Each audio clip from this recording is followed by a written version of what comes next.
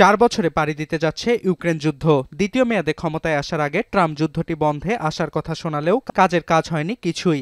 সবশেষ বিরোধ ভুলে রাশিয়া ইউক্রেনের মধ্যে শান্তি চুক্তি বাস্তবায়নের লক্ষ্যে 28 দফা প্রস্তাব দেন মার্কিন প্রেসিডেন্ট ডোনাল্ড ট্রাম্প। যা নিয়ে চলমান আলোচনার মধ্যেই উভয়ের ভূখণ্ড লক্ষ্য করে পাল্টাপাল্টি হামলা অব্যাহত রেখেছে রাশিয়া ও ইউক্রেন। সোমবার রুশ প্রতিরক্ষা বিভাগ নতুন করে জাপোরিঝিয়া ও দোনেৎস্কের দুটি অঞ্চল দখলের দাবি করেছে। পাশাপাশি কিয়েভের জ্বালানি ও পরিবহন অবকাঠামো সহ অন্তত 142টি স্থাপনায় ড্রোন হামলার দাবি ক্রেমলিনের। বিপরীতে ইউক্রেনের দাবি রাশিয়ার অস্ত্রভান্ডার সহ বেশ কিছু জায়গায় পরিকল্পিত হামলা চালিয়েছে তারা।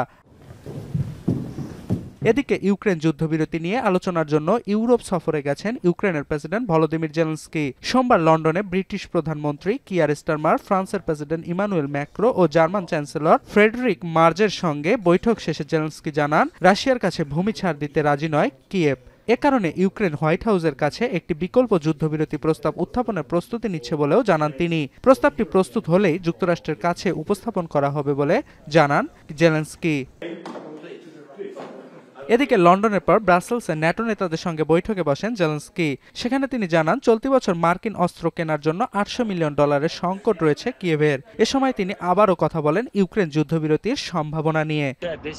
800 мільйонів, а не вистачало 1,5 мільярда, але сьогодні Нідерланди, ми вдячні за позитивне рішення।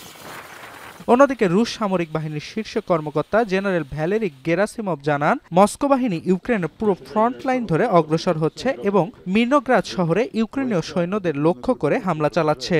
жилых кварталов оказывается помощь местному населению, эвакуировано в безопасные районы более 200 человек। তিনি আরও জানান, ইউক্রেনের মির্নোগ্রাদের 30%-এরও বেশি ভবনের নিয়ন্ত্রণ রুশ বাহিনীর কাছে। অর্ণব প্রসাদ, এখন বিশ্ব।